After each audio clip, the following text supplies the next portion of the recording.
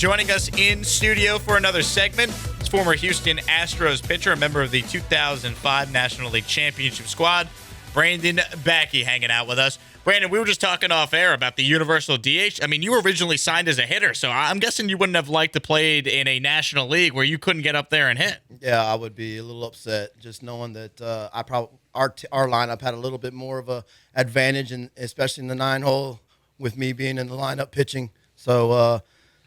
Yeah, I wouldn't enjoy baseball these days. Would you have talked to your skipper and tried to pull a Shohei Ohtani? Like, hey, I'm a great hitter too, all right? Like, when I'm not pitching, let me out there. I would have loved to, and I would have obviously tried almost every day, but it would have probably never came to fruition. Well, I'm pulling up the stats here. You hit .313 in 2004. Yeah. That's pretty darn good right there. Yeah. I mean, that doesn't get you a contract. I don't know what. You could have been the batting champ that year, man. Hey, That's up there. All right, I want to ask you something. We've had a big discussion today about Dusty Baker and the way he puts this lineup together. In the clubhouse, do guys on, not the guys that are getting in and out of the lineup, but the guys that play every day, like the Altuves, the Jordans, the Bregmans, Jerry Payne, do they care who the other guys are in the lineup, or that's the manager's deal? Manager's going to put the guy out there because we sit here. I think it's daily we complain that Dusty's not playing guys. They trade for some guys, they don't play them, and so I feel like it's daily we complain about. Do the everyday guys care who else is out there when it comes to lineup construction, or are they just worried about their job? I don't think they care in particular about who's in the lineup. They care about if they're winning, and if that lineup isn't producing wins for a duration of time, then the concerns are there. Then you start questioning the actions of the manager or who's putting the lineup together. So winning cures everything, right? And with all of what players have to go through on a daily basis, there is no time to second guess or question players playing or not playing, as long as the win-loss record is above 500. So you just try to be a teammate to those who are in the lineup who hindsight maybe shouldn't be in it. You try to be a leader and a teammate, and you go up to that player and try to help him be better so that your team wins. That is what a player does and a veteran does, not necessarily second guess what's written down in black and white. My follow-up is, Dusty, one of the conversations he had was, okay, well, Verlander's on the mound. We wanted a defensive guy in center field. Well, that guy's not hitting. And by him being in center field, it pushes McCormick over. He doesn't hit as well as it seems like Mancini hits. And so it's like, from a pitcher standpoint, I mean, you're aware who's got a good glove behind you, but also, I mean, you know who can hit too. Like, was there ever a preference with you? Like, hey, make sure the other 8 guys are the best hitters, or make sure the other 8 guys have the best glove, or again, maybe just one of those, like, I'm in a silo, I'm worried about my stuff, making good pitches. Yeah, I mean, any given day, any given player can play like a Hall of Famer, right? You don't know what the outcome's going to be. You only put the names down for what you believe that player can do. I know Mancini's hot right now, but with the guys that we've had before Mancini showed up, we've done pretty well. I mean, I think we're second or third in the league itself with wins and losses. So it's almost the cliche, if it ain't broke, don't fix it. I know, I get your point, but you can't guarantee, you wouldn't guarantee your life savings if you put Mancini in on tomorrow's lineup versus another player that he's going to outperform that player. You can't foretell the future. So a lot of managing, unfortunately, it's hard for people to hear this. A lot of managing decisions are from the gut. You just have to try to feel what is right. And when we can sit here as the outsiders and second guess because after the game it didn't work out, it's easier on this side of it. So, but I get your point and I totally understand it. But I just don't.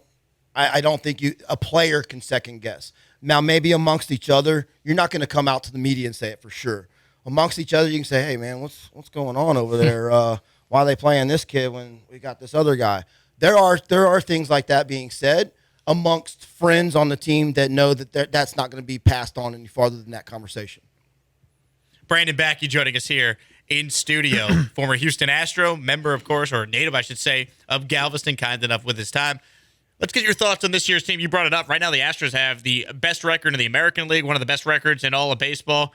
What's your confidence level that this team can make another run and go deep into the playoffs? I'm going to give a plug here for Galley Furniture because I'm going to go there and buy my furniture we had right now. On yesterday. Yeah, so, man, knock on wood. I don't like to try to predict the future, but if I've ever seen a championship team, this is one of them. With the additions that we got from the trade, and it's whether they're in the lineup, the starting lineup, or on the bench, we have a heck of a starting lineup and a bench to cover late in the innings.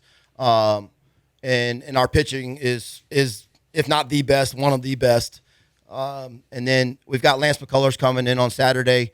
Hopefully, if he can pitch as well as we know he can, we're only getting better. So we are a championship team right now, and we have Lance McCullers coming in who, like I said, if he can pitch like he can, we are even more of a championship team. So knock on wood, it looks really good right now. Yeah, kind of following up on that, Brandon, you had Tommy John surgery in the prime of your career, and you brought up Lance McCullers Jr. It wasn't Tommy John for him, but he missed damn near a full season. I think we asked you about Justin Verlander last time. Of course, he missed damn near 2 full seasons. How tough is it to come back? Like, everyone has high hopes and expectations for Lance McCullers Jr. because of what he's done in his Astros career. How tough is it to, in the middle of the season, get called up and find your stuff in a situation like Lance McCullers is about to be in? Yeah, but he's a likable guy, right? So he's a team player. He's a guy that all the veterans on the team know. They count on him. He is a veteran in himself, even though he's young. And so I don't think the adjustment of coming in and into what this good thing that's going on is going to be hard for him or any doubts. But I think he has to have an open mind. If he's not pitching well, coming back for the first 3 starts, there might be a move that he doesn't like, meaning we're going to put you in the bullpen and bring back Javier, who's probably going to go to the bullpen. I'm just speculating. I don't know. I actually was fortunate enough to go to the game 2 days ago. Got on the field during batting practice and saw Lance. Pulled him aside, say, hey, what's up, man? How you doing? How you feeling? This is before they announced him coming back Saturday. I asked him, how you feeling when you're going to come back? He said, probably next week or sooner. And my words to him was, you remind me a lot of me when I pitched. Hyperactive, you're out there you're wearing your emotions on your sleeve. And the excitement of wanting to get back or being back in this situation coming up Saturday can elevate the pitches early in the game, and you can get hit hard. So my words of wisdom to him was, be the veteran that you are, realize your emotions and control them during the game, and you'll be as good as you possibly can. I'm thinking we were looking at the schedule, maybe 8, 9 starts for Lance before the playoffs get here.